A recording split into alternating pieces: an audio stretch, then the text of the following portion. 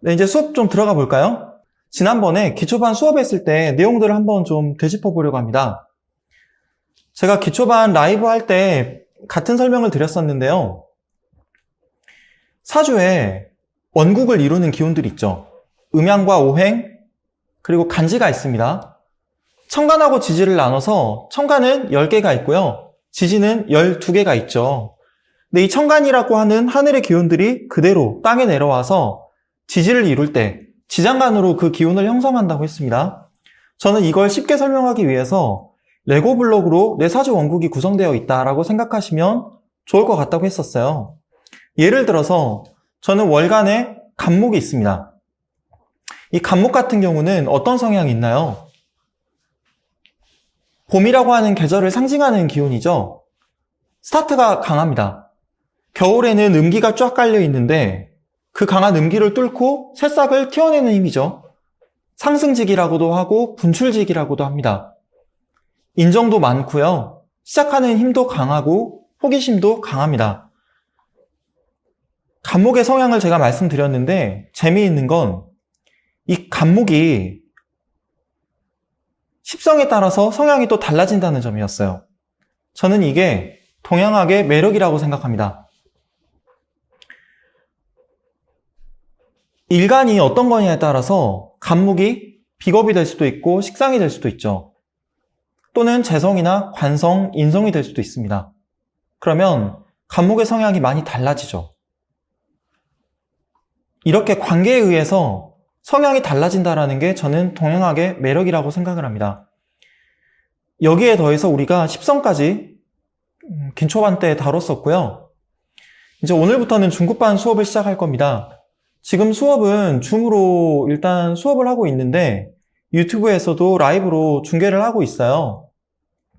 자, 유튜브에 올라온 질문들도 한 번씩 좀 보면서 진행하겠습니다.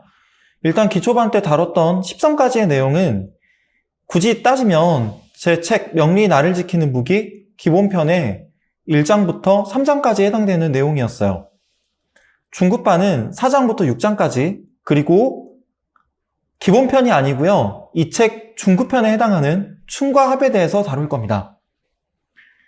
원국에 충과 합이 있을 때 그리고 형이 있을 때 이걸 어떻게 해석하는지 그리고 지장간에 대해서도 조금 더 깊이 들여다볼 거고요. 연주와 월주, 일주, 시주에 따라서 자리의 그 역할과 의미가 있어요. 그걸 궁성론이라고 하는데 그걸 또 깊이 배워볼 겁니다. 중급반 수업은 아무래도 제 기초반 수강자분들이 들으시면 좋을 것 같고요. 아니어도 꼭 상관은 없습니다. 그리고 수강 일정이 오늘부터 해서 총 12회, 12주 동안 진행을 할 거고요. 매주 목요일 7시 반부터 9시 반까지 진행하고 6월 6일 현충일은 휴강할 예정입니다. 이게 중급반 때 다룰 내용인데요. 제가 기초반 때도 그랬습니다. 기초반 수업 시작하기 전에 12주 동안 어떤 수업을 할지 목차를 쭉 짰었고요. 중급반도 마찬가지로 제가 목차를 짜서 철공수 홈페이지에 올려놨는데 이게 좀 많이 달라질 수도 있습니다. 수업 때 여러분들께서 주시는 질문들, 그 수준, 그리고 제가 진도를 뺄 때 그 나아가는 정도, 그리고 여러분들에게 수업을 진행하면서 이 부분은 수업을 조금 더 깊이 있게 하면 좋겠다 싶은 부분들이 있으면 제가 목차를 조금 자유롭게 바꿔서 부족한 부분들을 보충하려고 하거든요. 그래서 목차나 강의 내용이 좀 바뀔 수 있다는 점 미리 참고해 주시면 좋겠고요.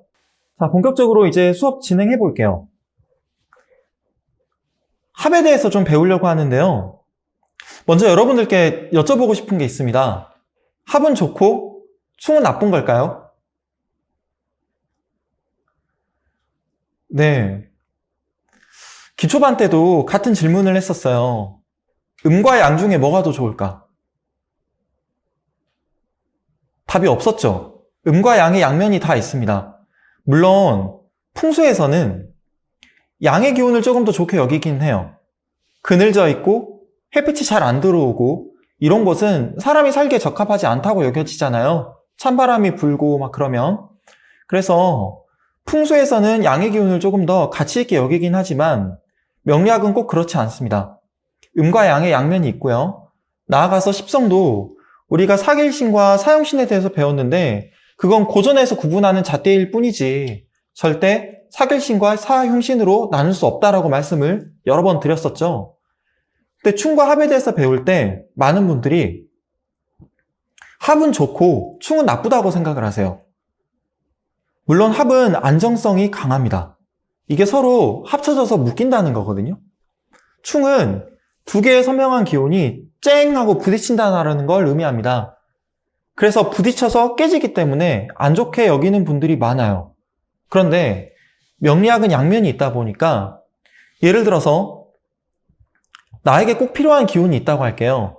근데 이 기운이 만약에 합으로 묶여 있으면 그 기운이 흐려집니다.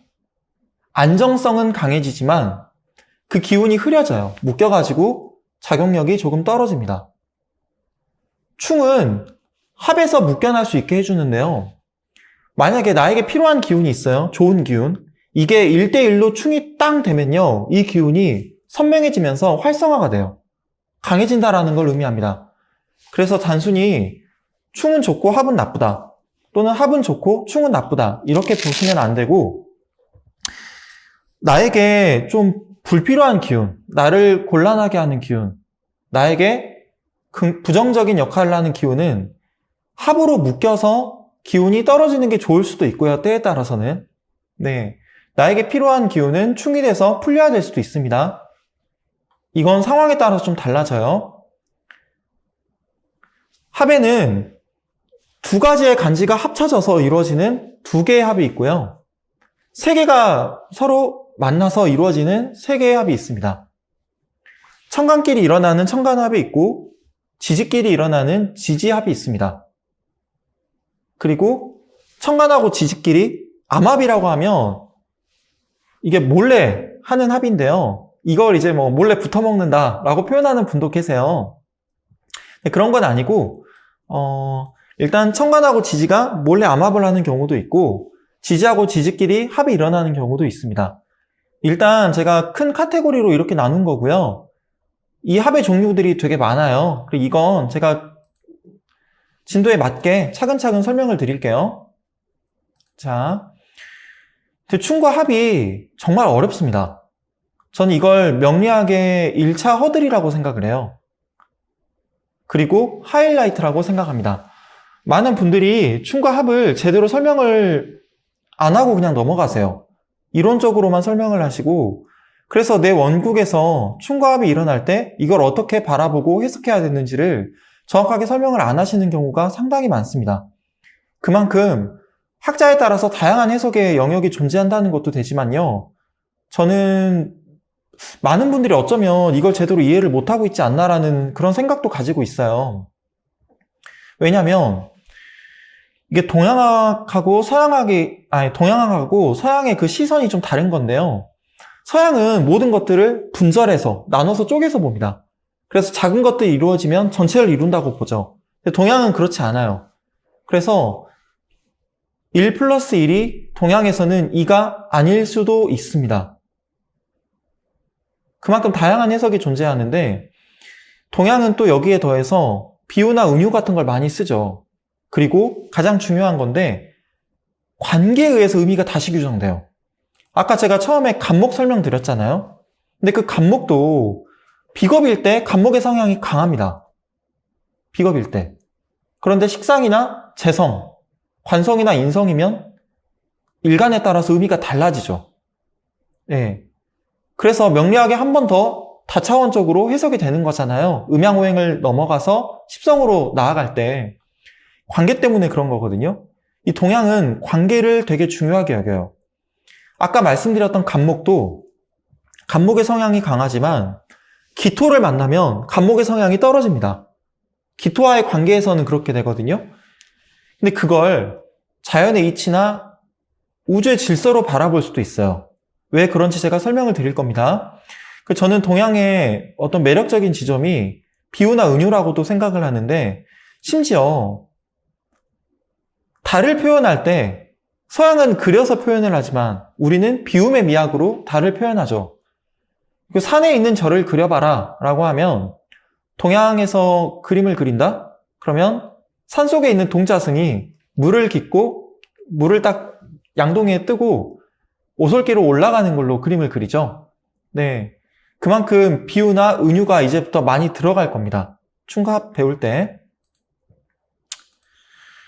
청간합의 종류들이 좀 있어요. 갑목과 기토가 만나면 토가 됩니다. 이걸 갑기 합화토라고 해요. 근데 이걸 많은 고서에서 중정지합이라고 표현을 하거든요. 늘 바른 길을 간다. 네, 이건 그냥 참고로 알아두라고 제가 적어둔 겁니다. 중요하진 않습니다. 을경합화금, 을목과 경금이 만나면 금으로 바뀐다라는 게 을경합화금인데요. 이건 어질고 의리가 넘친다고 해서 인의지합으로 표현을 했습니다. 고서에서. 그리고 병신합화수, 병화와 신금이 만나면 수로 바뀐다. 이걸 위험지합이라고 했는데 권위와 위험이 있다라는 뜻이죠. 그런데 내 사주에 병화하고 신금이 같이 있다. 그러면 권위와 위험이 있는 사람인가요? 라고 물어볼 수도 있겠죠. 그렇지 않아요. 이건 그냥 비유와 은유일 뿐입니다. 네. 정임합화목, 이걸 인수지합 또는 음란지합이라고 했는데 음란지합이란 건 상당히 좀 부정적인 꼬리표죠. 그래서 정화하고 임수가 원국에 같이 있다. 또는 내가 정화만 입는데 대수운에서 임수를 만난다. 또는 그 반대의 경우 음란하다. 또는 이성 문제가 생긴다. 애정 문제에서 곤란을 겪는다. 라고 해석하는 경우가 지금도 많이 있습니다. 근데 그렇진 않아요. 제가 왜 그렇게 해석하는지는 이따 말씀드릴 겁니다. 무게합화화라고 합니다. 무토와 개수가 만나면 화로 바뀐다라는 뜻이고요. 정이 없다라고 제가 써놓기만 한 거고요. 그렇진 않습니다. 근데 여러분들이 실은 이건 외우셔야 돼요. 갑계합화토, 을경합화금, 병신합화수, 정임합화목, 무게합화화. 종교가요, 믿어야지 알아지는 영역이거든요. 네. 좀 무식하지만 전 이거는 구구단처럼 좀 외워야 된다고 생각을 합니다. 갑계합화토, 을경합화금, 병신합화수, 정임합화목, 무게합화화. 구구단처럼 일단 외우시는 걸 전 추천드리고요. 몇 개 안 되니까. 근데 재밌는 건 갑목과 기토가 만나면 토로 바뀐다고 했죠. 을목과 경금이 만나면 금으로 바뀝니다. 근데 이거는 기토가 토잖아요. 경금은 금이고 원래 있던 토하고 원래 있던 금으로 바뀌는 것 뿐이에요. 그렇죠? 얘네들은. 근데 병신합화수는요, 병화하고 신금이 만나는데 화하고 금이 만나는데 왜 수가 되지? 완전 새로운 에너지가 생기는 거죠. 정화하고 임수가 만나는데 정화는 화고 임수는 수인데 왜 갑자기 목이 되지? 완전 새로운 에너지가 생기는 거죠. 무토와 개수가 만나도 화라고 하는 완전히 새로운 에너지가 생깁니다. 일단 1번하고 2번하고요. 3, 4, 5번 이게 좀 다르죠. 일단 여기까지만 하시게요.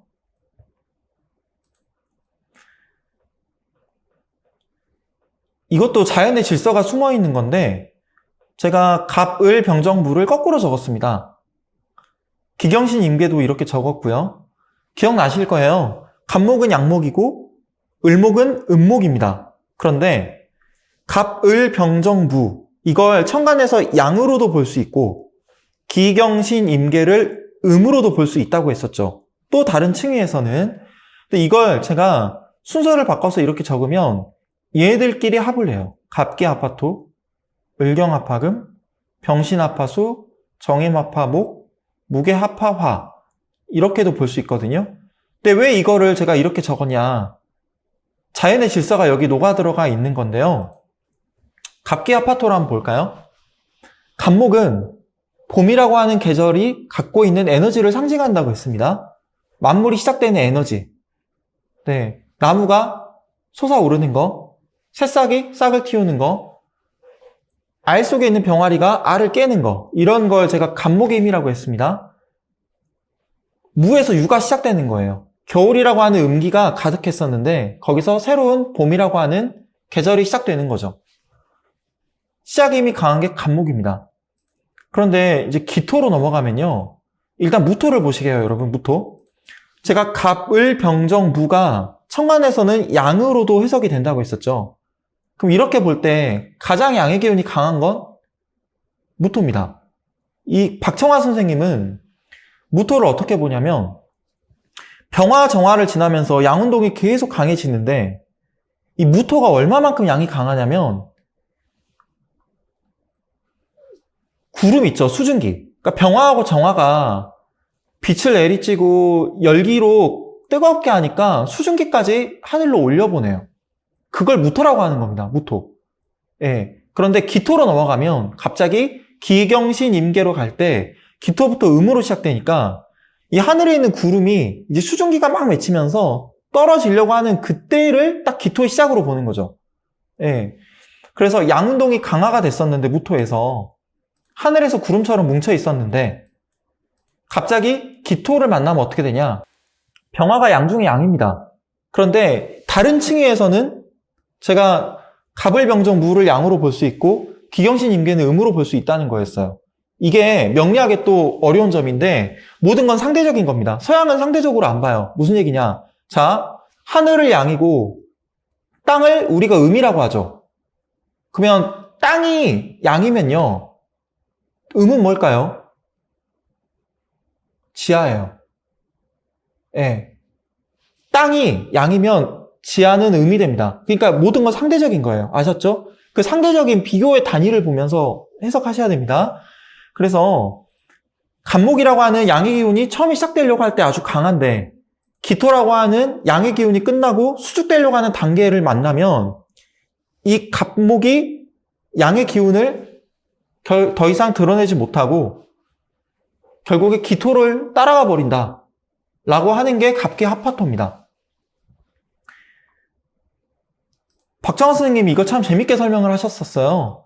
그 추나추동 신사주학에 이런 내용이 있는데 실은 그 책이 박정환 선생님이 영상으로 강의했던 걸 그냥 책으로 그대로 옮긴 거거든요. 구어체로. 그래서 저는 박정환 선생님이 강의를 들었었습니다. 예. 실은 딱 이대로만 설명을 하세요. 이렇게만. 근데 저는 처음에 이게 잘 이해가 안 됐는데 무토를 양의 끝단지에 있는 수증기까지 그 음이라고 하는 물방울을 하늘로까지 끌어올릴 만큼 양기가 강한 거예요. 그렇게 이해를 하니까 쉽게 받아들여지더라고요. 그래서 간목이 쭉 성장을 하는데 기토를 만나면 간목의 그 발산하는 기운이 멈추고 기운이 기토랑 엉겨버린다. 근데 어떻게 보면 간목이 막 성장하려고 합니다. 네. 근데 여러분 그 기억나세요? 봄, 여름, 가을, 겨울이 있으면 봄은 목이고 여름은 화고 가을은 금이고 겨울은 수라고 했죠. 토는 어디 갔죠? 토는 계절 사이에 있죠. 그런데 만약에 자 사람이 성장을 하는데 간목의 단계로 성장을 합니다. 그런데 만약에 토의 기운이 이 지구상에 없잖아요. 그럼 사람은 그냥 거인이 될 거예요. 진격의 거인처럼. 토라고 하는 작용을 만났기 때문에 성장을 멈추는 겁니다. 중간에서 다음 단계로 이어주는 기운들이 있잖아요. 그 역할을 하는 게 토죠. 간목이 지나치게 성장해서 극단에 이르지 않도록 토가 간목과 짝을 지어서 상승 운동을 멈춰주는 거예요. 그래서 바른 길을 갈 수 있도록 돕는다 라고 해서 양기가 극단에 이르지 않도록 제어해준다, 조절해준다 라고 해서 갑기합화토를 중정지합이라고 하는 겁니다. 바른 길로 인도한다. 토가 없으면 간목은 계속 성장할 거니까 사람은 진격의 거인처럼 거인이 될 거고 풍선은 계속 부풀어 오르겠죠. 예, 그러겠죠? 예, 이해되실 거예요. 자, 그러면 여기서 이거 한번 짚고 넘어가야 될 것 같네요. 사주에 이렇게 간목과 기토가 같이 있는 분들 계신가요? 네. 그러면 보통 명리학 공부하다가 질문을 많이 하십니다. 제 사주에 간목과 기토가 있는데 이 간목이 기토가 된 건가요? 간목이 토가 된 건가요? 라고 다들 물어보세요. 네. 중요한 거는 합과 합화는 다르다는 겁니다. 제 오늘 강의의 주제예요. 합과 합화는 다릅니다. 합은요, 간목과 기토가 만나서 서로 묶인 겁니다, 그냥. 합화는 간목과 기토가 만나서 간목이 토로 바뀌는 거예요. 이때 간목은 무토가 될 수도 있고 기토가 될 수도 있습니다. 이렇게 설명해 볼까요? 제가 2004년도에 대학교를 들어갔습니다. 공사학번입니다. 근데 그때 이라크 전쟁이 일어났어요. 그때 노무현 정권이었던 것 같습니다. 그때 이라크에 우리 군인들을 파병한다 만다 논란이 많았는데 파병을 결국 하기로 했죠. 나중에 지나서야 알게 됐습니다. 그 노무현 전 대통령이 본인 개인적으로는 파병을 하고 싶지 않아 했지만 국익을 위해서 어쩔 수 없이 파병을 했다는 걸. 근데 그때 제가 이라크 파병을 개인적으로 반대하는 입장에 있어서 서울에서 한 달 정도 시위를 했어요.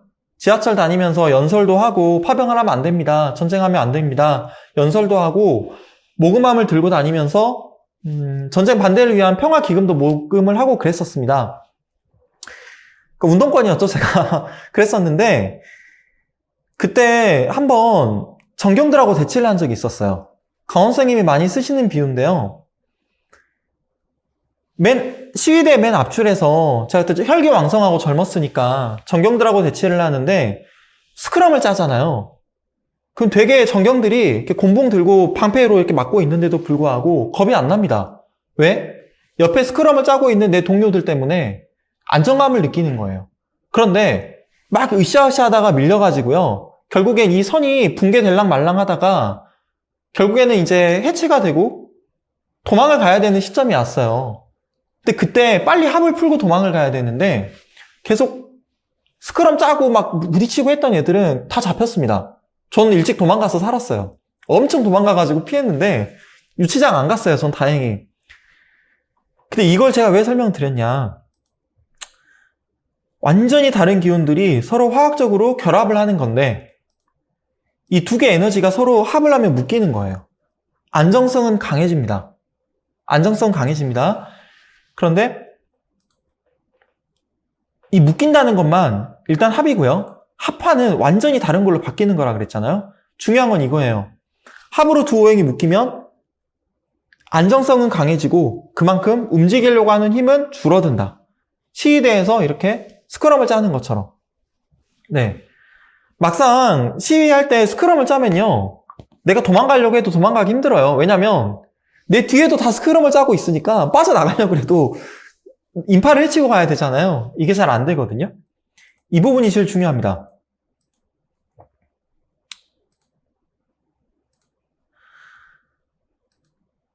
자, 오늘 수업의 하이라이트 중에 하나입니다. 간목과 기토가 있어요. 여기도 간목과 기토가 있습니다. 제 책 2권에서부터 이 설명을 할 건데요. 여러분들 보실 때 간목과 기토가 만나서 토로 바뀔 것 같은 원국이 뭘까요? 느낌적으로 그냥 왼쪽일까요? 오른쪽일까요? 내가 간목과 기토가 만나서 합을 이룹니다. 이거 둘 다 합이 돼 있어요. 둘 다 합이에요. 그런데 둘 다 갑기 합은 돼 있어요. 그런데 어떤 거는 합화 토까지 돼서 토로 바뀐 게 있습니다. 그게 뭐냐면 왼쪽이에요. 왜? 왼쪽은 다 토가 강하잖아요. 그렇죠. 이러면 얘가 토로 갑니다. 그래서 제 사주에서 간목과 기토가 있는데 얘가 토로 바뀐 건가요? 간목이? 라고 물어보시면 저는 답을 못 드려요. 사주를 봐야 되기 때문입니다. 주변의 사주를 다 봐야 돼요. 중요한 거는 합화가 되려면 반드시 주변의 상황이 합화를 돕는 방향으로 펼쳐져야 된다라는 거고요. 원국에서는 99.9% 거의 합화가 아니고요. 합만 돼 있습니다. 네, 이런 사주가 많이 없어요. 이거 계속 할 겁니다. 어려워도 일단 넘어갈게요. 자, 하나 더 해볼까요? 아까 무게합화화에 대해서 배웠습니다. 무토와 개수가 만나면 서로 화가 돼요. 근데 일단 이 무토하고 개수가 만나면 서로 합이 되는 건 맞아요. 합. 얘도 합이 돼 있고 얘도 합이 돼 있습니다. 근데 어떤 거는 합, 화, 화까지 돼요. 그게 뭘까요? 왼쪽일까요? 오른쪽일까요?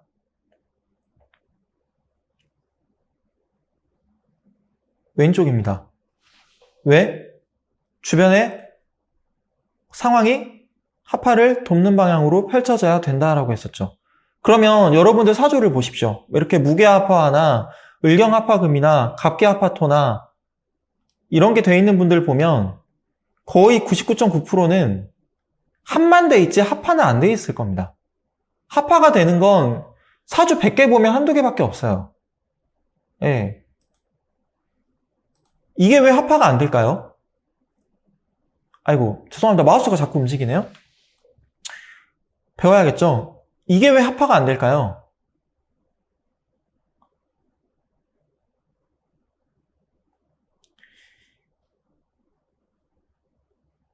아니요, 이건 토국수 이야기하시면 안 됩니다.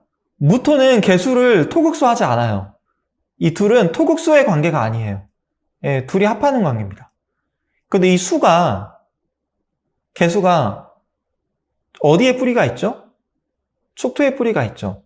제가 우리 기초반 분들 한번 기억해 보실까요? 떠올려 보실까요? 일지가 내 편이 아님에도 불구하고, 내 편이라고 하면 인성이나 비겁입니다. 일지가 비겁이나 인성이 아님에도 불구하고 신왕한 일주 3개 뭐 있죠? 정미, 갑진, 개축. 그렇죠. 맞습니다. 정미, 갑진, 개축 이 3개 외우세요. 이 개수가 축토에 뿌리가 있잖아요. 축토의 지장간이 개수, 신금, 기토죠. 예. 제가 잠깐 한번 써볼까요? 축토, 지장간이 개수, 신금, 기토입니다. 기토가 토생금을 하고요. 신금은 금생수를 하죠. 그런데 금은 뭐의 생조를 반기죠? 습토인가요? 조토인가요? 습토죠. 기토가 습토잖아요. 그래서 축토는 토생금, 금생수를 하기 때문에 개수의 힘이 강합니다. 초기임에도 불구하고. 이 지장 간의 관계에 대해서는 중급반 수업하면서 계속 다룰 거고 나중에 정말 자세하게 다룰 겁니다. 그래서 이 개수가 축토에 강하게 뿌리가 있기 때문에 합은 할지언정 합화는 안 됩니다. 그러면 이제 볼까요? 오른쪽은 제가 좋아하는 적천수 천미의 저자 임철초의 사주입니다. 왼쪽은 임철초가 본인 책 적천수의 마지막 부분에 자기 사주랑 같이 올리면서 탄식을 하면서 내가 이 사람처럼 사주가 이랬어야 되는데 이 사람은 중국의 어느 고관대작인데 내가 이 사람 사주와 달리 한 글자만 달라서 내 사주는 배려버렸다. 그래서 나는 뜻을 이루지 못하고 한낱 호구직책으로 명리학에 의존해서 겨우 살아왔다. 수레바퀴가 지나가서 움푹 패인 그런 진흙벌에 물이 고여 있는데 거기에서 겨우겨우 숨만 연장하는 붕어 같은 처지다. 내가 그렇게 한탄을 하거든요. 답이 나올 겁니다.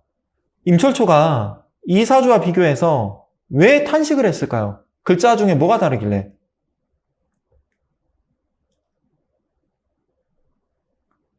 그렇죠. 합화화가 돼서 이 개수가 뭐로 바뀌었죠? 화로 바뀌었습니다. 얘도 화로 바뀌었어요. 그래서 이 사주는요, 화가 5개인 사주입니다.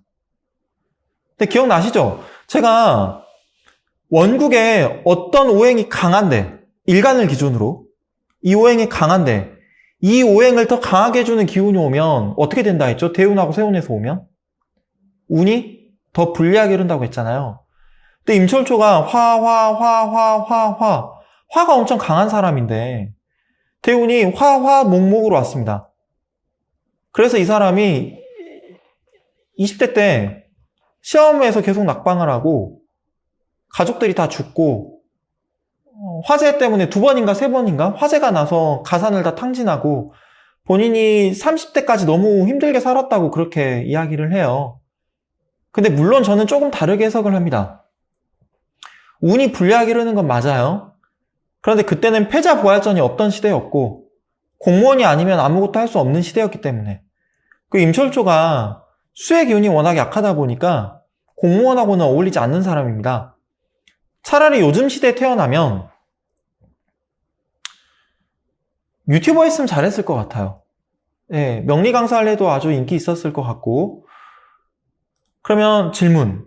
이 개수가 만약에 화로 바뀌었다고 하면 그건 비겁으로 봐야 될까요? 아니면 겁재로 봐야 될까요?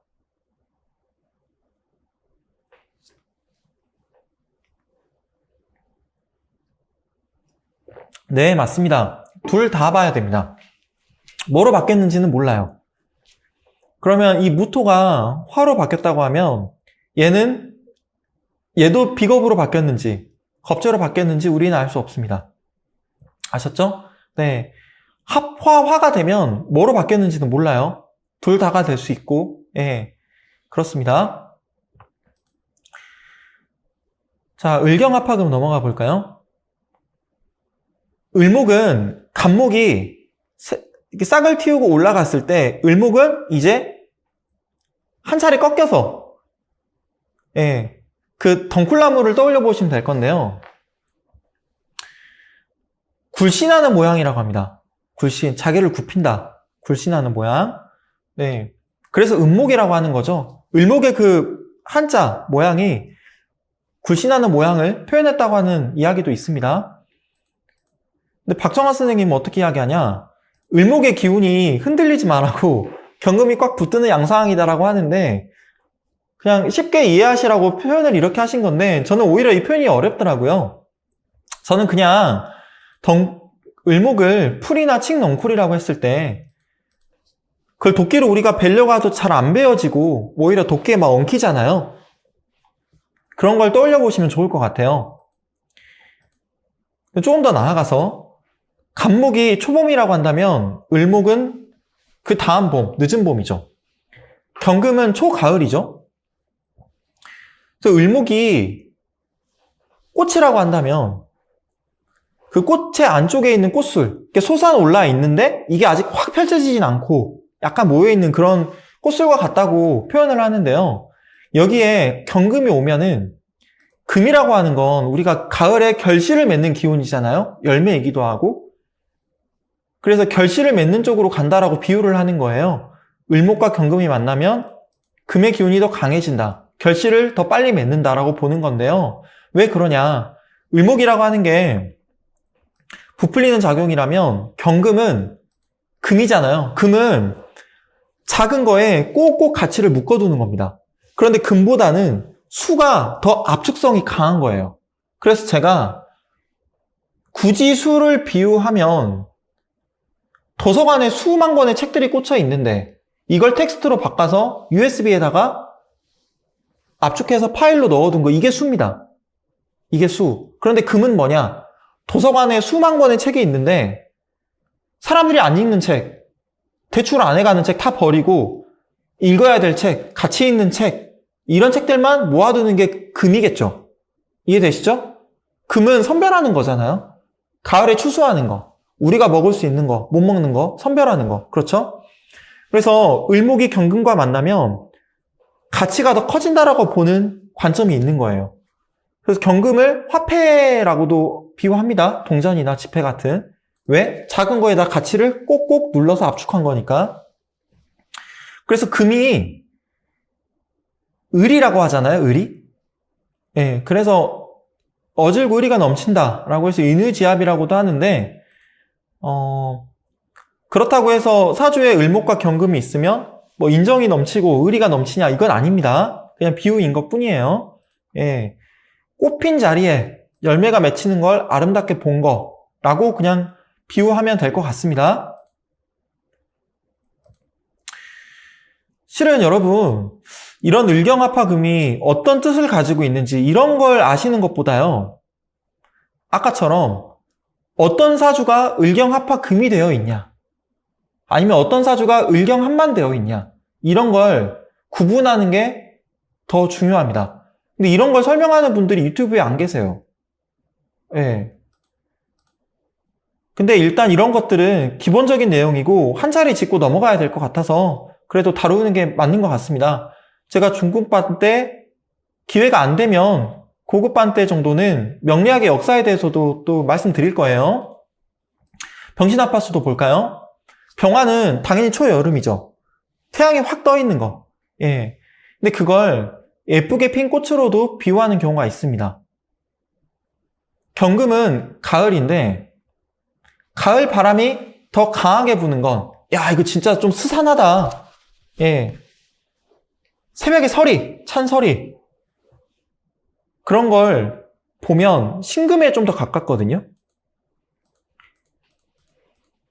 이걸 가을 서리가 잔뜩 껴있는데 병화가 태양이잖아요. 그게 서리를 녹여서 결국 수로 만든다라고 비유하는 경우도 있어요. 근데 박청환 선생님이 강의를 하실 때 실제 이게 제가 너무 재밌어갖고 웃었는데 신금이 날카로운 기운이 아주 강하잖아요. 제가 이런 비유를 했습니다. 경금이 외과 의사라면 신금은 피부과 의사나 신경외과 또는 뇌 열어보는 사람, 네, 더 미세하게 꼼꼼하게 작업해야 되는 사람. 그래서 제가 눈 수술할 때도 웬만하면 경신일이 아니고 신유일에 하는 게 더 좋을 것 같다라고 했던 게 꼼꼼함이 더 강해질 수 있기 때문이었어요. 신금이 그런 날카로운 기운이 있는데 병화를 만나면 쥐약이다 라고 표현을 합니다. 잠깐만요. 왜 또 마우스가 움직이지? 그리고 병화가 양 중에 양이잖아요. 양의 기운이 아주 강한데 나 병화거든? 나 양이거든? 엄청 센 사람이거든? 이렇게 막 내세우는 사람이에요. 그런데 운동의 대표 선수 신금을 딱 만나면 물만 먹고 가지요. 이렇게 박성환 선생님이 강의 때 노래를 부르셨는데 그만큼 병화의 양 중 양의 기세가 꺾인다 라고 이야기하면서 노래를 부르시더라고요. 근데 실제로요. 제가 사주를 보다 보면 병화가 웬만하면 기운이 꺾이는 경우가 거의 없어요. 양기가 그만큼 강하다는 뜻입니다. 심지어 임수가 와도 임수나 병화가 둘 다 강해지거든요. 나중에 배울 건데 충을 내요. 임수하고 병화가. 바다가 쫙 있는데 거기 태양이 떠 있는 거 보면 멋있잖아요. 서로 이렇게 자기를 빛내주는 존재가 병화와 임수인데 병화가 다른 건 몰라도 신금을 만나면 조금 헬렐레합니다. 예. 내 사주에 병화가 정말 중요한데 운에서 신금을 만나면 병화의 기운이 확 꺾여요. 예. 일단 그건 알아두시고요. 그래서 권위와 위험이 있다. 위험지압이라고도 하는데 그냥 날카로운 칼이 햇빛을 만나서 반짝반짝 빛나는 형상이다 라고도 이야기합니다. 정임화파목. 정화는 병화라고 하는 빛 다음에 오는 열기죠. 이 열이 공간에 가득 채워진 상태입니다. 근데 임수는 제가 생식의 기운이라고도 했는데 아까 제가 USB 비유한 거 기억나시죠? 수의 기운. 좁은 공간에 꽉꽉 채워 담는 거. 금보다 더 강하게 채워 담는 거. 응축이죠. 압축이 아니고 완전 응축이죠. 근데 이걸 굳이 이제 비유를 하면 생명의 정수라고도 해요. 왜? 생식의 기운이니까. 그래서 이걸 남자의 정수하고 정화라고 하는 자궁의 체열이 서로 만나서 생명을 만드는 거다라고 해석하는 경우도 있었어요. 이건 고전의 해석입니다. 그래서 이제 음란하다고 본 거였어요. 음기에 갇혀있는 계란. 이 계란이 음의 기운이 강한 건데 생명의 씨앗일 뿐이지 아직 생명이 시작된 건 아니잖아요. 근데 여기에 열을 가하면 병아리가 깨져. 그걸 이제 목운동이 시작되는 거라고 볼 수도 있습니다. 그래서 이거를 인수지압. 왜? 목으로 바뀌니까 인정이 넘친다. 성품이 어질다. 라고 보는 것도 있고 음란지압, 음란하다라고 보는 관점도 있는데요. 음란지압은 솔직히 잘 모르겠어요. 이건 해석은 저는 없어져야 되는 해석이라고 생각을 합니다. 근데 인수지압은 어느 정도 맞아요. 정화와 임수가 사주에 있는데 당연히 이게 목으로 바뀐 분들이면 목의 기운이 강해지는 거니까 다정다감하겠죠. 목의 기운이 어질고 사람에 대한 그런 인정이 강한 거잖아요. 그래서 인수지압은 의미가 있는데요. 음란지압이란 해석은 저는 좀 없어져야 되는 해석이라고 생각을 합니다. 무게합화와 무토가 아까 양기가 극단에 이른 거라 그랬죠? 근데 개수는요, 수의 기운 중에서도 완전히 더 수의 기운이 엉켜 있는 거잖아요. 근데 이 양기가 극단에 이른 건데 이 무토에 수기가 붙으면 박청환 선생님 해석인데 기름에다 불씨를 가하니까 확 하고 타는 형상이라고 이야기를 하세요. 전 실은 이게 좀 잘 이해가 안 되긴 합니다. 개인적으로는. 근데 실은 이런 해석을 한 분도 거의 안 계셔가지고 이해 차원에서 가지고 왔는데요. 저는 이 비유는 좀 그래도 와닿더라고요. 드라이 아이스의 김. 이게 허공을 향해 흩어져가는 모양이나 운동. 다시 화로 바뀌는 거예요. 이 드라이 아이스라고 하는 수의 기운이 뭉쳐있는 건데 이게 다시 양운동을 하는 겁니다. 화의 기운으로. 그래서 무게합화를 일단 다시 양운동을 한다라고 좀 아시면 될 것 같고요. 이걸 정이 없다고 해서 무정지압이라고도 합니다. 그런데 무토하고 개수가 만난다고 해서 뭐 정이 없다 이렇게 할 수는 없는 거고요, 당연히.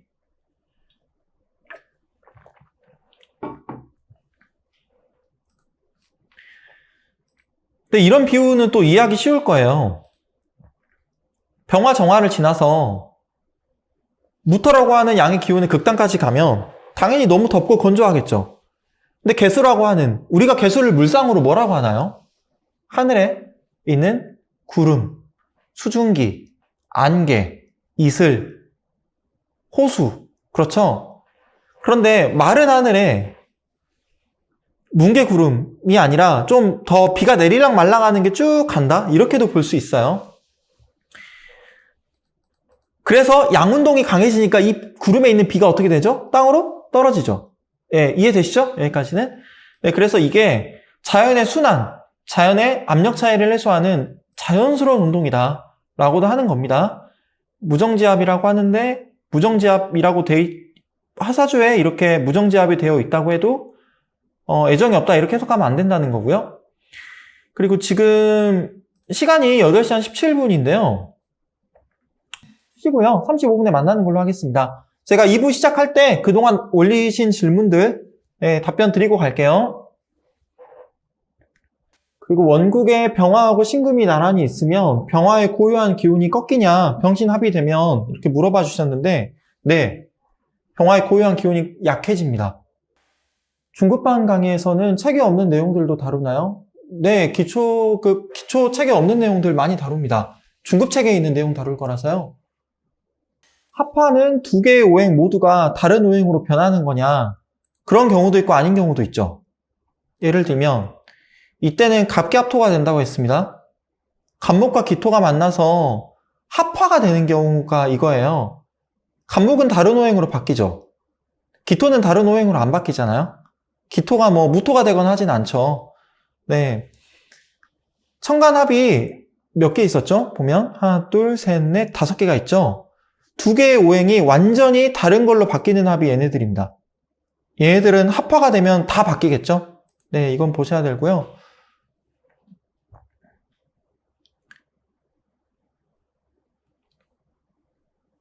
그리고 기미일주, 갑인월주인데 갑목에 뿌리가 있어도 토가 많으면 갑기합화인가요? 아니요, 이거는 그렇지 않습니다. 천간에 뿌리가 강하면 합화가 안 되죠. 아까 요거 개수가 뿌리가 강하니까 합이 안 되잖아요. 합화가 안 되잖아요. 합은 되더라도. 네, 그렇죠?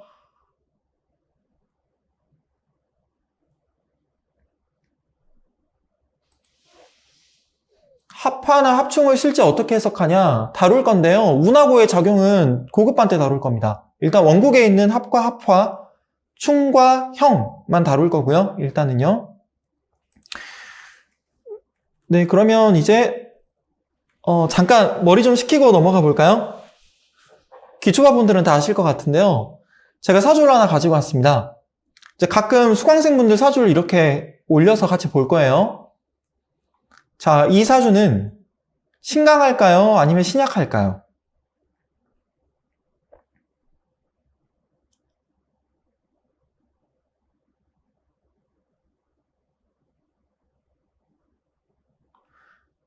그러면 이 사주는 신왕할까요? 아닐까요?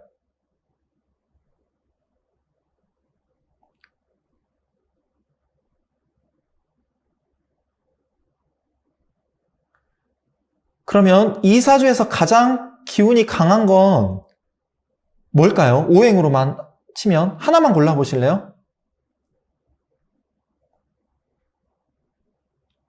네, 네, 맞습니다. 제가 한 번 더 넘어가 볼게요. 신왕하다 라는 게 무슨 뜻이었습니까? 일간이 지지에 뿌리를 강하게 두고 있다죠. 그러면 이 사주는 신왕하죠. 병화인데 일지에 바로 왕지를 두고 있으니까요. 그렇죠? 그러면 신강하다 안 하다를 볼 때 신강의 조건 있었죠. 월지와 일지를 모두 인성이나 비겁으로 차지하고 다른 나머지 자리에 하나라도 내 편을 둘 경우, 이때 내 편이란 인성이나 비겁이죠. 이걸 좀 쉽게 설명해 볼게요. 등령하고 득지했으며 다른 자리에 비겁이나 인성을 둔 경우, 이게 신강한 사주의 조건입니다. 기초반 뗐었는데요. 이거 제가 줌에다만 올려둘게요. 잠깐만요. 이렇게 올려둘게요. 이 사주는 그러면 신강한가요? 아닌가요? 일지는 내 편으로 차지했죠. 득지했죠. 일지가 내 편이니까. 그런데 월지는 어떻습니까? 미토가 뜨거운 토이긴 하지만 득지했다고 보긴 힘듭니다. 예. 그래서 실영했어요. 월지가 내 편이 아니라서 실영했습니다. 그러면 신강이 아닌 거죠. 이 사주는 그냥 신왕한 사주예요. 신왕하고 신약한 겁니다. 이게 만약에 이해가 안 되시는 분들이 계시면 기초반 다시 보기를 하셔야 됩니다. 네. 기초반 때 제가 10성까지만 가르치겠다고 했는데 실은 그렇지는 않았죠. 예, 제가 이게 더 중요한데. 이 사주에서 가장 강한 건 뭐냐? 연주, 월주, 일주, 시주 중에서 만약에 모든 주가 간여지동으로 되어 있다고 하면 어떤 주가 가장 강하다고 했죠? 월주죠. 근데 월주가 강한데 지지에 있는 게 천간에도 또 튀어 올랐네요. 그렇죠? 그러면 이 사주에서 가장 강한 기운은 토식상입니다. 근데 이 사주는 일간인 병화도 뿌리가 있잖아요. 그런데 지금 토가 강하죠. 네, 그래서 이 사주는 목인성이 들어오는 게 가장 좋아요. 목이 들어오면 토도 극해주고 목극토로, 또 목을 끌어오면 목생화가 되니까. 네, 그래서 목이 들어오면 운이 유리하게 흐르는 사주였고요. 그래서 이 사주에서 전체적인 균형을 맞춰주는 기운은 뭐다? 목인성입니다. 네, 이런 게 용신인데요. 이것만 2시간, 3시간 하면 머리가 아프니까 수업 때 이렇게 한 번씩 설명드리려고 합니다. 이게 이해가 안 되시는 분들은 기초반 다시 보기 하셔야 돼요. 예. 자, 그러면 이제 여러분들 질문하셨던 내용들이 나올 겁니다. 모두 병화하고 신금이 있는데, 자, 중요한 거. 병화하고 신금을 합을 한다, 안 한다? 합을 하고 있어요. 합하는 아닌데 여기서는 모두 합을 하고 있습니다. 근데 합을 해서 수로 바뀔 합하수가 될 가능성이 가장 높은 사주를 고르면 1번, 2번, 3번이라고 했을 때 뭘까요?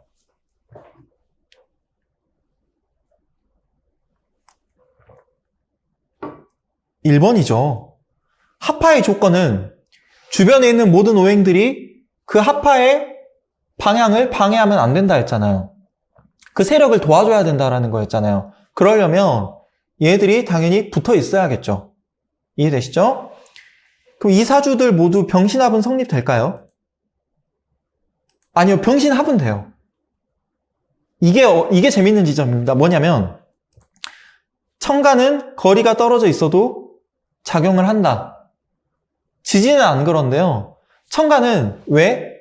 물리적인 거리가 필요 없는 곳이 천간이에요. 꿈, 이상, 목표, 희망, 눈에 보이지 않는 것. 천간은 무의식의 세계입니다. 그래서 실제적으로 붙어 있냐 안 붙어 있냐 보다는 떨어져 있어도 작용을 해요. 네, 그래서 일단 내 원국에 병화하고 신금이 있네. 그러면 합을 하는 겁니다. 떨어져 있어도. 내 원국에 을목하고 경금이 있네, 천간에. 일단 합은 하고 있어요. 그런데 합을 내서 가장 묶여있을 가능성이 큰 게 뭐죠? 1번이죠. 합은 서로 묶여있다는 거잖아요. 병화하고 신금이 만나면 병화의 그 기운과 신금의 기운이 약간 흐려집니다. 붙어 있을수록 그래요.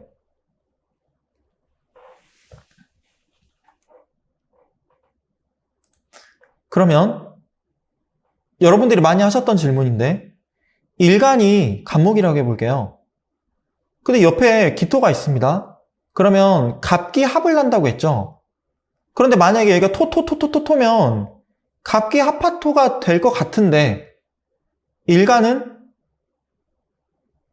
토로 바뀔까요? 안 바뀔까요? 안 바뀝니다. 왜? 일간은 나예요. 나의 본질은 변하지 않습니다. 일간이 합화하는 경우는 없어요. 아셨죠? 일간이 합화하지 않는 이유는 내가 일간인데 나라는 본질은 바뀌지 않기 때문입니다. 모든 사주의 기준은 일간입니다. 그러면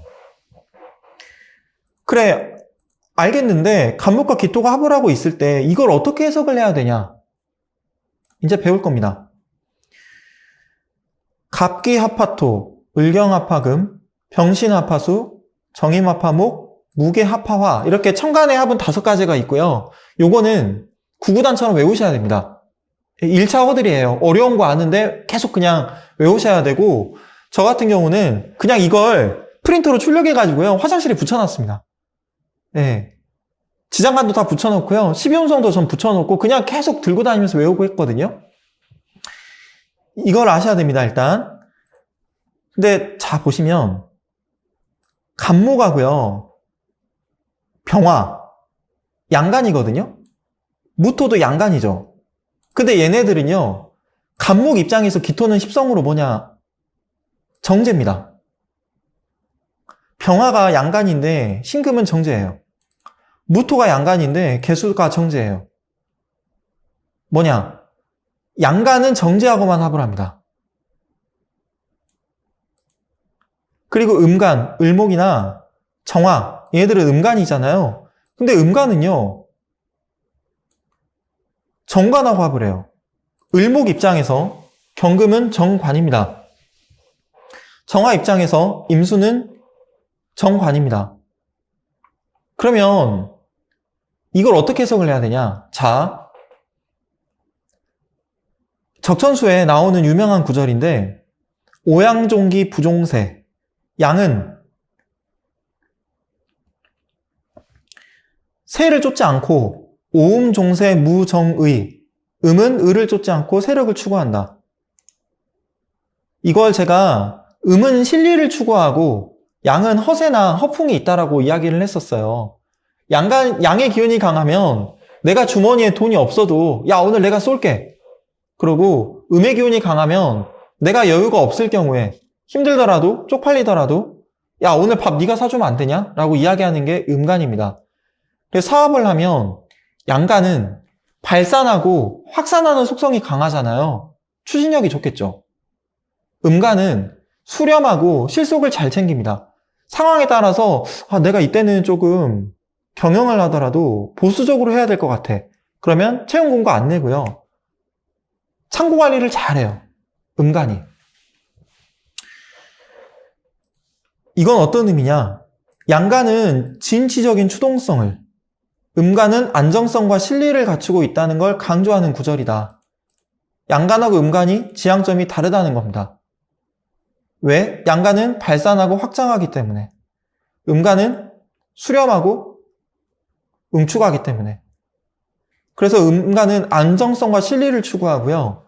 양간은 추동합니다.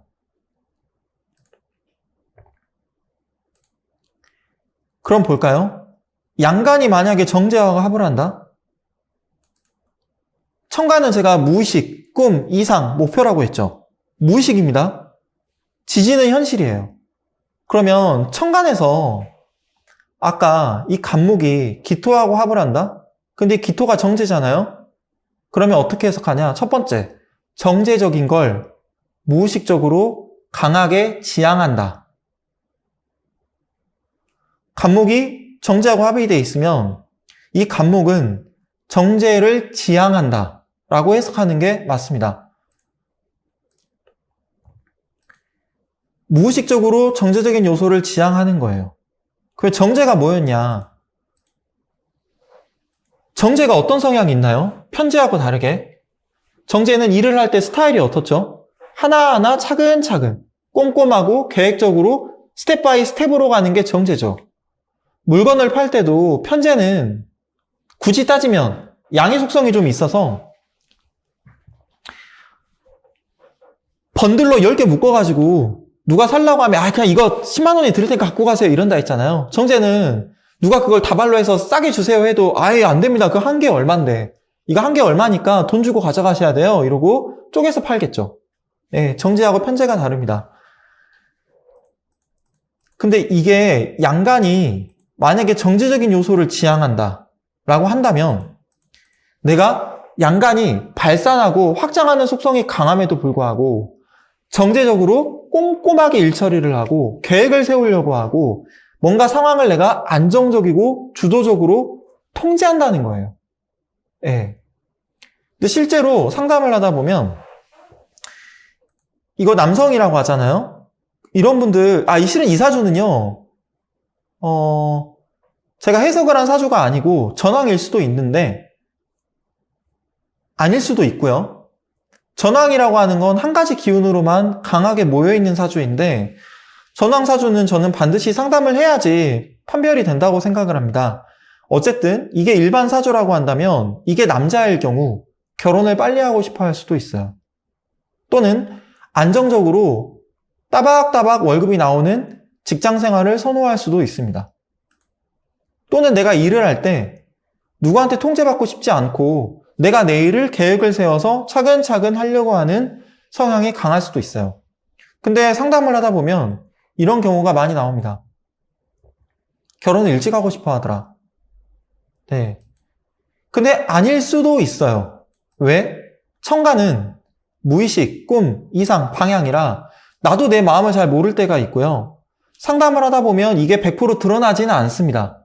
그래서 제가 어떤 표현을 썼죠? 무의식적으로. 예. 어쨌든 이렇게 해석이 된다 하더라도 이성을 내가 주도적으로 통제하고 싶다는 의미가 들어가 있는 거예요. 결국 우리가 재성을 일간이 극하는 게 재성이잖아요. 네. 그걸 재성이라고 했을 때 식상은 제가 손과 발, 수단이라고 했죠. 그때 재성은 목표가 됩니다. 내가 어떤 목표가 있는데 그걸 이루는 손과 발, 수단이 식상인 거예요. 왜? 식상이 재성으로 가니까. 그래서 양간은 발산하고 확장하려고 하는 그 특유의 진취적인 추동성을 바탕으로 내가 원하는 목표를 만들어 가려고 한다. 이게 합의 의미고요. 꼼꼼하고 완벽하거나 체계적으로 계획을 세우거나 고정적으로 월급을 받으려고 하거나 이런 성향이 다 나올 수도 있습니다. 이거 제가 적은 거 아니더라도 정제적인 속성을 여러분들이 확장하시면 그게 정제합이에요. 그러면 정관합은 뭐냐?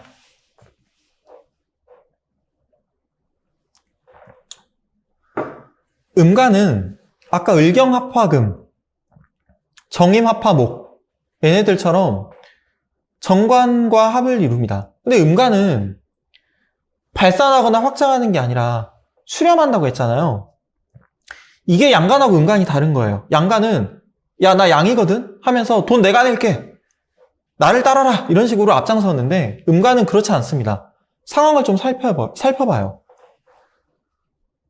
왜 이런 음간이 정관과 합을 하냐? 내가 상황을 주도적으로 끌고 가는 게 아닙니다.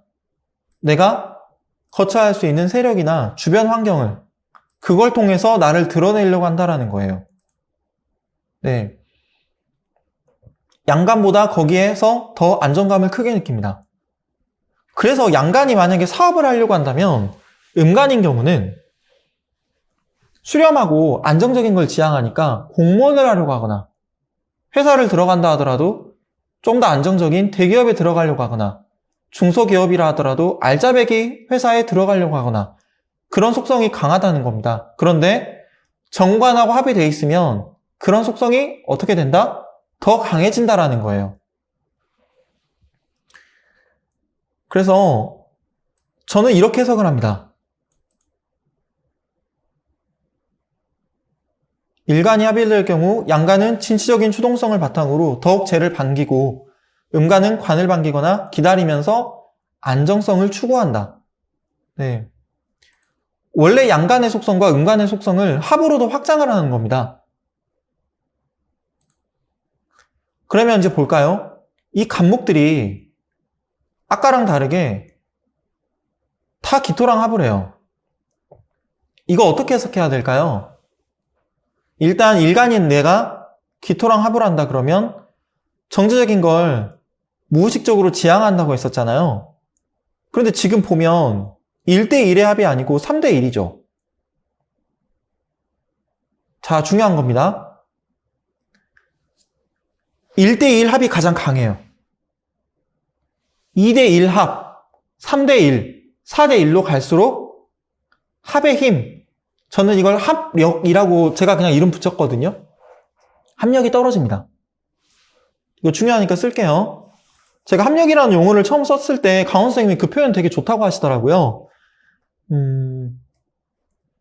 1대1 합보다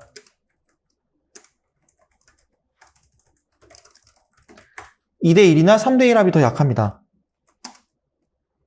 합은 중복될수록 합력이 더 약해집니다. 이거 정말 중요합니다.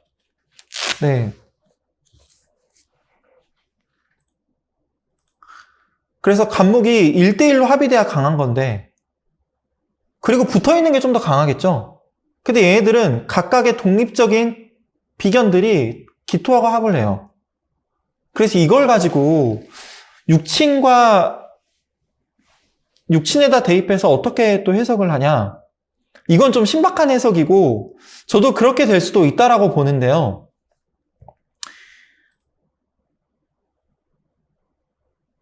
내가 사귀고 있는 이성이 있는데 라이벌에게 뺏긴다라고 보는 분도 있어요. 또는 내가 사업을 할 때 돈을 모으고 있는데 내 경쟁자들이 달라든다라고 해석하는 경우도 있습니다. 근데 또는 그렇게 부정적인 해석이 아니더라도 내가 뭔가 정제적인 상황을 만들었을 때, 뭐 월급 사장이라고 해볼게요. 내가 회사를 차렸는데 법인으로 차려서 내가 월급을 받아가는 경우도 생길 수 있잖아요. 나랑 똑같은 위치에 있는 그런 사람들하고 함께 뭔가를 운영한다라고도 볼 수 있고요. 실은 이 천간의 해석은 약간 상상의 영역이 들어가 있습니다. 근데 제가 육친적인 해석은 그렇게 중요하지 않다고 했었죠. 이건 약간 사후적인 해석에 가깝거든요. 계속 나올 거니까 일단 넘어가 볼게요. 그러면 똑같이 정화, 음간이죠. 얘는 정임합이 돼 있고요.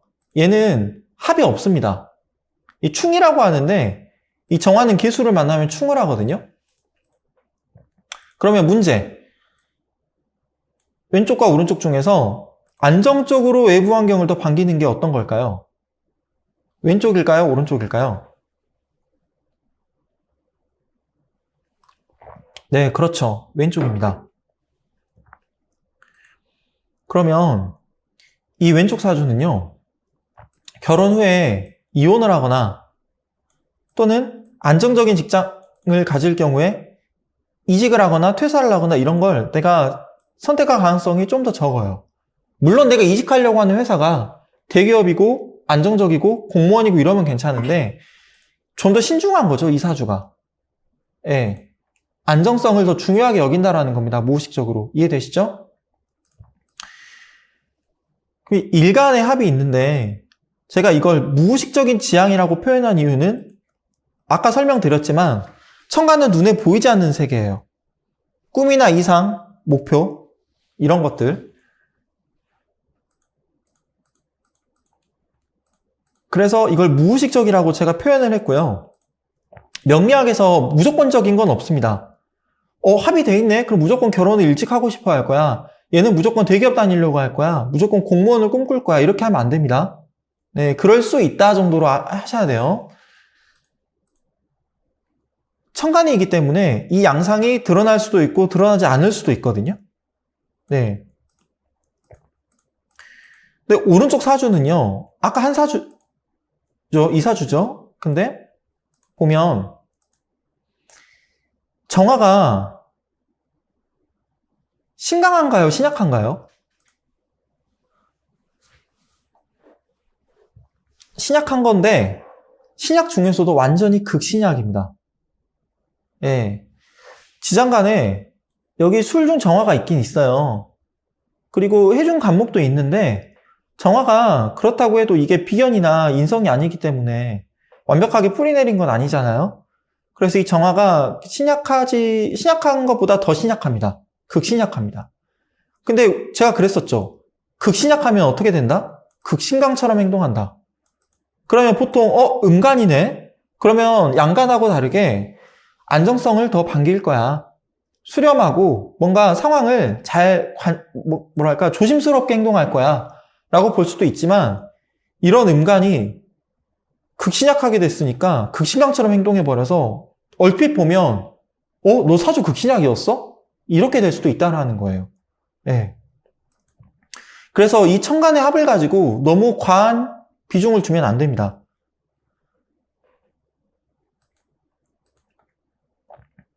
그래서 단정적으로 해석을 하시면 절대 안 되는 거고요.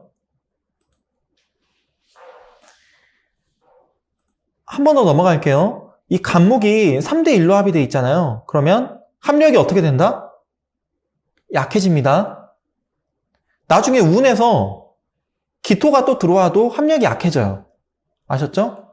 제가 운은 웬만하면 고급 넘어가서 하려고 해요. 그 이유는 여러분들이 원국에 있는 합이나 충, 형을 제대로 해석을 못 하시는 상황에서 대세운의 합이나 충까지 봐버리면 좀 헷갈릴 수 있고요. 대세운을 배우기 전에 반드시 저는 용신을 먼저 배워야 된다고 생각을 합니다.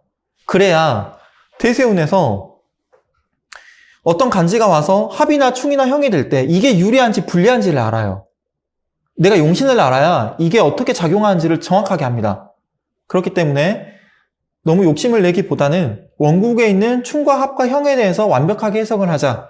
이게 중국반의 목표입니다. 오른쪽 사주도 보면 경금이 을목하고 3대 1로 합의되어 있죠. 이것도 합력이 약합니다. 자, 여기서 용어가 나와요. 쟁합, 그리고 투합이라고 있는데 투합은 여러분 이거는 모르셔도 돼요. 투합은 몰라도 됩니다. 이건 고수에서 나오는 건데 저는 투합이라는 용어를 쓰시는 분을 실은 유튜브에서 못 봤습니다. 제가 뭐 현묘님이나 아니면 강원 선생님이나 철공소에 계시는 분들하고 명리 관련해서 이야기를 해도 투합이라는 용어는 거의 안 쓰거든요. 그런데 혹시 여러분들 중에 혹시라도 다른 데서 배우고 오셨거나 고서를 읽었는데 투합이 뭔가요? 라고 물어보는 분들이 계실까봐 제가 굳이 적었습니다. 양간이 2개 이상이다. 근데 얘네들이 모두 합을 한다. 그러면 이제 그걸 쟁합이라고 합니다. 네. 아이고. 그리고 투합은요, 음간이 2개 이상일 때 그거를 투합이라고 하거든요. 근데 이 용어는 모르셔도 돼요. 예, 이거는 그냥 잊고 넘어가셔도 되고요. 음간 1개 합이, 이거 음간도 2개인데? 음간도 2개 합입니다. 죄송합니다. 이건 그냥 지우세요. 투합은 지워버리시고, 원래 음간이 2개 이상 합일 때가 투합인데요. 네. 양간이든 음간이든 제 수업에서는 양간이든 음간이든 어쨌든 2개 이상이 합을 한다. 그러면 전 쟁합으로 통일해서 용어를 쓰겠습니다. 네, 일단 제가 오늘 1강 오리엔테이션이라 좀 짧게 설명을 드리려고 여기까지 수업을 했었고요. 질문을 좀 받으려고 합니다, 이제.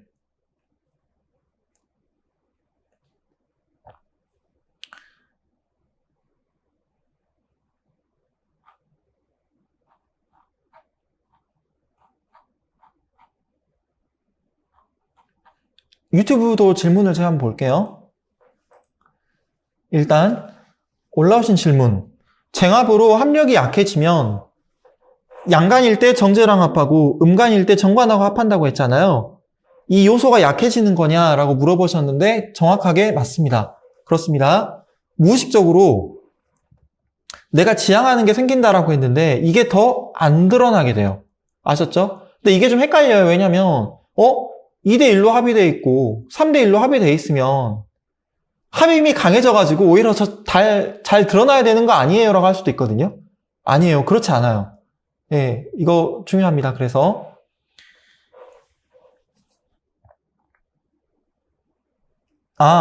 만약에 여러분 천간에 이거 제가 좀 적을까요?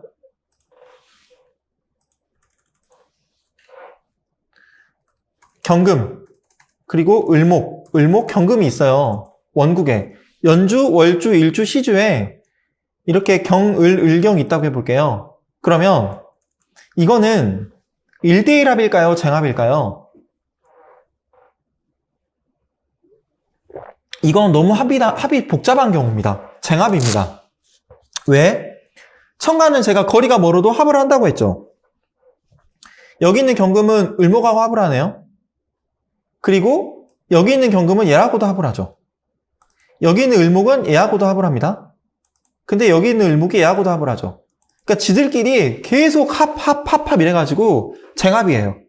근데 이렇게 되면 합의 힘이 더 안 드러납니다. 아셨죠?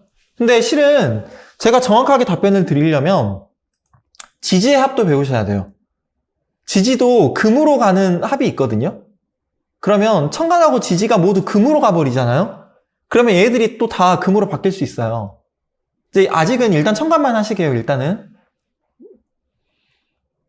쟁합입니다. 이런 경우.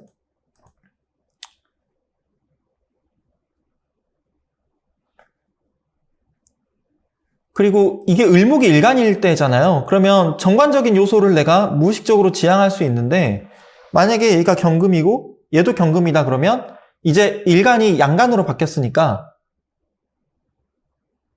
어떻게 될까요? 이거는?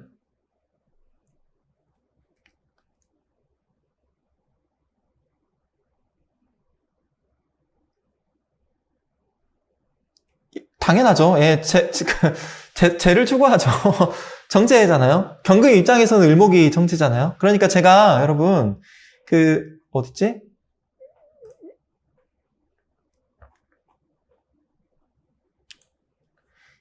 요거 다 외우셔야 됩니다. 네. 제가 헷갈릴까봐 이거 을목 입장에서 경금을 설명드렸는데 경금 입장에서도 을목이 올 거 아니에요. 예, 그래서 일단은 요걸 다 외우시는 게 좋아요. 예. 그래서 어떤 책을 보면 일단 제가 읽은 모든 책 그리고 유튜브 영상들이나 다른 선생님 강의는 갑기합화토, 을경합화금, 병신합화수라고 읽고요. 뭐 기갑합화토, 뭐 경을합화금, 신병합화수 이렇게 읽는 분은 저는 한 번도 못 봤습니다. 일단은 그래도 여러분들이 이걸 외우셔야 기토 입장에서도 간목을 보고 임수 입장에서도 정화를 보고 경금 입장에서나 뭐 개수 입장에서나 신금 입장에서도 병화를 보고 을목을 보고 무토를 보고 하거든요. 그래서 일단 이거는 그냥 외우시는 게 가장 좋을 거라고 생각하고요. 네, 천간에서 합하고 충이 같이 오는 경우가 있어요. 이거는 제가 아마 다음 시간에나 나중에 좀 설명드릴 수 있을 것 같습니다. 네, 일단 그래도 좀 설명을 드리면 합도 되고 충도 같이 되잖아요. 그러면 일단 무효예요. 무효. 예, 합도 안 되고 충도 안 됩니다만 그렇다고 해서 100% 안 되는 거냐? 그건 아닙니다. 그래프가 XY축이 있어요. 합이 되면 이쪽 방향으로 간다고 할게요. 충이 되면 이쪽 방향으로 간다고 할게요. 근데 충하고 합이 1대1로 되면요. 이게 왔다 갔다 이렇게 됩니다. 그래서 충하고 합이 둘 다 있는데 잘 안 드러나게 된다가 맞아요. 제가 나중에 쟁충하고 쟁합이 같이 일어나면 어떻게 될 거냐도 중급반 때 배울 겁니다. 그런데 일단은 진도에 맞춰서 천간 한번 하시게요. 네, 일단 줌에서는 질문이 안 올라오고 있고 왔구나. 네, 천간에서 제가 일간의 합이 양간일 경우에 안정적이고 주도적으로 상황을 통제하려고 한다라고 이야기를 했죠. 근데 일간이 아니고 다른 합이 있다고 해볼게요. 그러면 이거 어떻게 해석을 하냐? 요거 볼까요? 이게 나잖아요. 근데 나랑 동등한 지위에 있는 이 비견이 정제랑 합을 하고 있습니다. 그러면 6층까지 해석을 하면 비견을 형제라고도 보잖아요. 그 형제가 부모님의 재산을 나 대신 물려받거나 나랑 반띵한다 이렇게도 해석이 돼요. 예. 그래서 지금 올려주신 질문도 정말 다양하게 해석이 되는데 제가 일부러 오늘은 갑계합화토 아니면 을경합화금 이거 하나밖에 안 가져왔거든요. 근데 나중에 배우면 원국에서 을경합이 여기 일어나고 있는데 여기는 정임합이 일어나고 있는 사주가 있을 겁니다. 네. 근데 그것도 실은 어렵진 않아요. 어렵진 않는데 제가 그거는 아마 2강, 3강, 4강 가면서 차근차근 설명드릴 수 있지 않을까 싶네요. 내 사주에서 편제가 묶이는 경우도 있고 편관이 묶이는 경우도 있고 십성에 따라 다른 게 막 묶일 수 있거든요. 다른 것들이랑. 그러면 일단은 그 기운이 흐려진다라고만 생각하시면 돼요. 그 기운이 흐려진다. 선명성을 잃는다. 만약에 내 사주에서 편관이 합을 하고 있다고 해볼게요. 그럼 편관의 성향을 우리가 알고 있잖아요. 가오, 명예, 브랜드, 내 세력, 간판, 폼, 배짱, 허세, 카리스마 여러 가지가 있죠. 근데 이런 기운들이 잘 안 드러나게 된다 정도만 일단 아시면 좋겠습니다. 합이 되면 왜 그 기운이 안 드러나냐? 기운이 묶여서 흐려지는 거예요. 우리는 이렇게도 생각을 합니다. 합이 되면 그러면 그 기운이 강해지는 거 아니에요? 아니에요. 강해지는 게 아니고 기운이 흐려집니다. 네. 이거 보면 토의 기운이 더 강해지는 것 같잖아요. 그렇죠. 근데 자 보십시오. 이게 합화가 돼 있나요? 아니면 합만 돼 있나요? 합만 돼 있습니다. 합화는 안 돼 있어요. 만약에 이게 간목인데 얘가 토다? 그러면 이건 토가 될 수는 없구나. 이게 간목이고 얘가 간목인데 얘는 토라고 할게요. 그러면 얘는 토로 바뀔 수도 있거든요. 근데 일단 주변에 이렇게 간목이 3개나 있어버리면 야 우리 간목 우리 3명이나 있는데 니들이 우리를 토로 데리고 가려고 해 하면서 버틸걸요. 그래서 웬만하면 99.9% 합화가 잘 일어나지 않습니다. 그리고 합이 되면 기운이 강해지는 게 아니고 일단 흐려집니다. 유튜브에도 질문이 올라왔는데요. 제가 대운하고 세운과 관련된 질문이라 이거는 패스하도록 하겠습니다. 요건 고급반 때 할 거고요. 요거는 같이 배울 수 있겠네요. 합화하면 오행이 바뀌잖아요. 자, 이렇게 할까요? 아까 한 건데 한 번 더 할게요.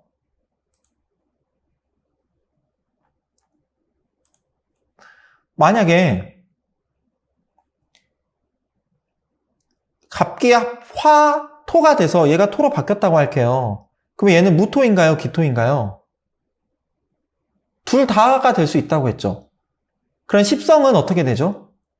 십성도 당연히 둘 다가 될 수도 있겠죠. 일간에 따라서 식상이나 재성, 식신이나 상관, 또는 편제나 정제, 또는 정관이나 편관, 또는 편인이나 정인 다 될 수 있습니다. 일간에 따라서. 네. 네, 그리고 이제 질문이 더 이상 없으시면요. 공지사항 설명을 좀 드리려고 해요. 오늘 철공소에서 여러분들께 문자를 보내드린 걸로 알고 있습니다. 기존에 있던 기초반 단톡방하고는 별도로 또 중급반 단톡방을 하나 만들려고 해요. 수강 신청하신 분들 보니까 기초반 분들 많이 넘어와 주셨는데 또 새롭게 합류하신 분들이 많이 계셔가지고 또 중급반 새로 시작하는 의미에서 단톡방을 새롭게 만들려고 합니다. 그리고 이 단톡방 관리해 주실 반장님하고 부반장을 선출하려고 해요. 지금 어떤 분께서 단톡방에 병신일출하고 올렸는데 오픈 채팅방에서 정지 먹었다고 하시네요. 저는 이게 실은 몇 년 전부터 있었던 일이거든요.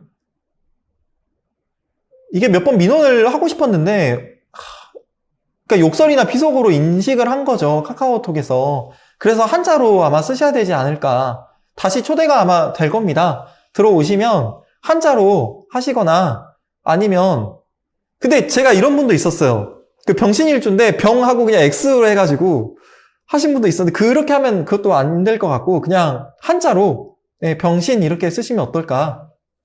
네, 단톡방을 관리해 주실 반장님하고 부반장님 한 분씩 좀 선출하려고 합니다. 혹시 지원하실 분들 계시면 제 메일 주소거든요. 이쪽으로 메일 보내주시면 감사하겠고요. 단톡방에서는 정치적인 이야기나 수업 진도에 맞지 않는 이야기, 광고나 홍보성 글 이런 건 자제해 주시면 감사하겠습니다. 기초반 때는 MT를 못 갔어요. 1박 2일 MT를 가고 싶었으나 수강생분들이 너무 많이 계셔가지고요. 결국에는 못 갔고, 그리고 지금은 또 기초반 분들 중에서 중급반으로 넘어와 주신 분들 많이 계시잖아요. 그래서 저랑도 많이 익숙해지셨고, 또 MT 가면 또 재미있게 놀 수 있을 것 같아서 중급반 때는 그래도 1박 2일 MT를 한번 추진을 해보려고 합니다. 네. 수도권이나 아니면 대전이나 그쪽이 딱 가운데라서, 근데 이건 반장님이나 부반장님 나중에 선출이 되면 제가 이 두 분에게 아예 맡겨드리려고 해요. 혹시 뭐 장소를 이렇게 예약하려고 하고 뭐 찾으려고 하는데 어려운 점이 있다 그러면 아마 뭐 여행사나 이런 데 맡겨도 될 것 같기도 하고요. 그리고 대전에 KT 인재개발원이라고 있는데 거기가 저렴하게 한 뭐 100여 명 이상 되는 분들이 놀러 가기 쉬운 그런 장소라고 하더라고요. 그런 기업들이 운영하는 인재개발원도 많이 있고요. 그리고 제 예전 수업 도반 분 중에 그 대학 교수분이 계십니다. 충남대. 거기서 운영하는 연수원도 이용할 수 있거든요. 싸게. 그래서 반장, 부반장이 선출이 되시면 한번 MT 추진해 주시면 좋겠고요. 그리고 제가 수업 자료는요. 수업이 매주 목요일 날 저녁 7시 반에 시작하잖아요. 웬만하면 제가 수업 시작하기 1시간 반 전 안으로는 자료를 올리려고 합니다. 그러니까 미리 예습하실 필요 없습니다. 네. 그리고 줌 접속하실 때 네, 지금 많이 그렇게 해주고 계신데요. 이런 식으로 일주를 같이 명기해 주시면 감사하겠습니다. 왜냐면 여러분들이 질문을 해주시면 일주에 따른 성향이 좀 보여요. 나중에 이거 중급 끝나고도 고급 또 뭐 전문반, 통변반 넘어가서도 계속 제가 이렇게 써주시라고 부탁을 드릴 건데 일주별 성향이 계속 드러날 겁니다. 보시면 수강생 분들 사이에서도 이걸 보면서도 공부가 많이 되실 것 같고요. 제가 기초반 때 이게 좀 잘 지켜지진 않았는데 중급반 때는 최대한 좀 지켜보려고 합니다. 네, 이렇게 좀 해보려고 하고요. 웬만하면 9시 반에 끝내려고 합니다. 웬만하면요, 또 여러분들께 부탁을 드리고 싶은 건데요. 질문 노트를 만들어 주시면 좋겠어요.